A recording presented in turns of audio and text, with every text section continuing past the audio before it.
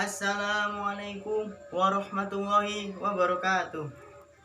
Innal hamdalillah Innal hamdalillah nahmaduhu wa nasta'inuhu wa nastaghfiruh wa na'udzu billahi min sururi anfusina wa min sayyiati a'malina may yahdihillahu fala mudhillalah wa may yudhlilhu fala hadiyalah.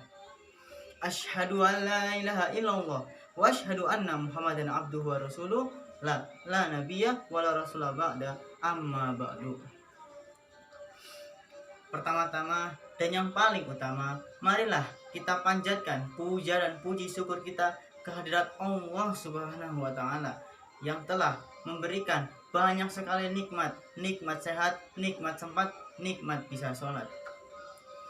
Kedua kalinya, sholawat serta salam tak lupa tercurahkan pada baginda besar kita, suri tauladan kita, pahlawan kita, Nabi Allah Muhammad SAW, yang telah mengajarkan ajaran agama Islam dari zaman jahiliyah menuju zaman Islamiyah, dari jalan kegelapan menuju jalan terang benderang cahaya Islamiyah.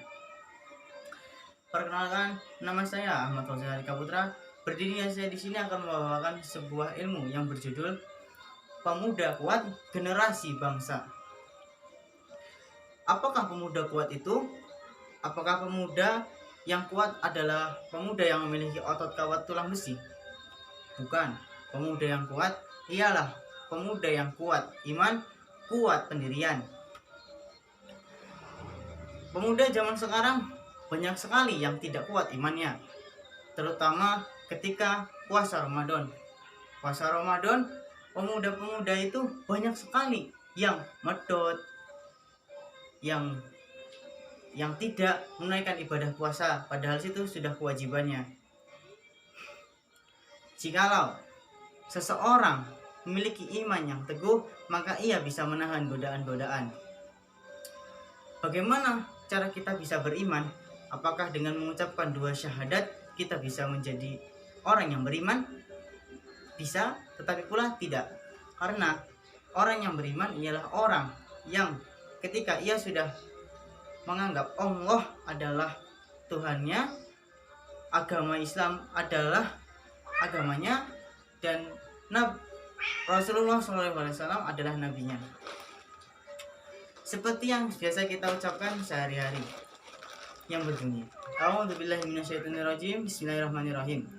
Raditu billahi robba wa bil islami dinah wa bi Muhammadin nabi sallallahu alaihi wasallam nabiyya.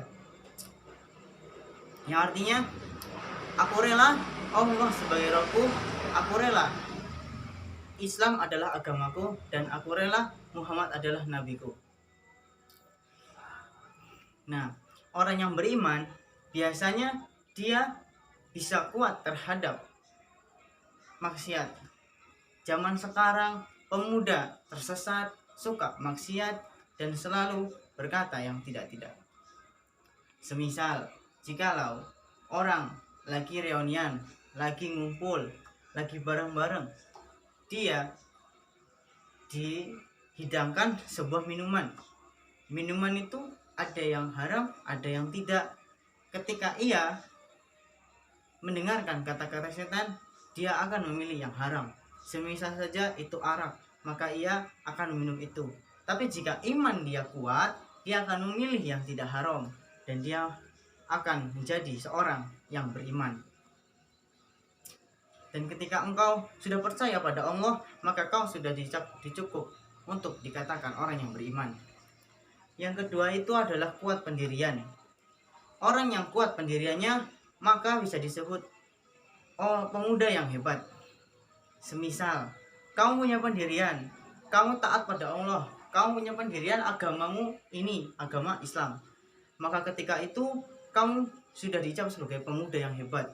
Karena pemuda yang hebat adalah pemuda yang bisa mewujudkan bangsa dan negara kepada kesuksesan. Bagaimana pemuda yang kuat?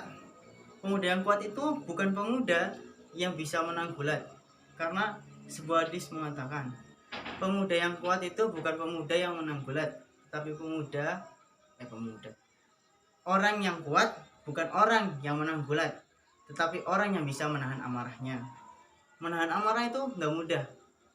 Orang biasanya ketika menyenggol temannya, maka temannya itu biasanya marah. Padahal hanya tersenggol. Jikalau engkau tidak punya pendirian yang teguh atau mungkin imannya lemah, maka ketika kamu disenggol gitu, kamu akan merasa marah dan ingin mengeluarkan kata-kata. Semisal saja kaki empat, sapi, kambing, ino, butayaro, dan sebagainya. Dan itu juga mengandung kata-kata yang tidak sopan. Termasuknya itu kasar ketika berkata sedemikian.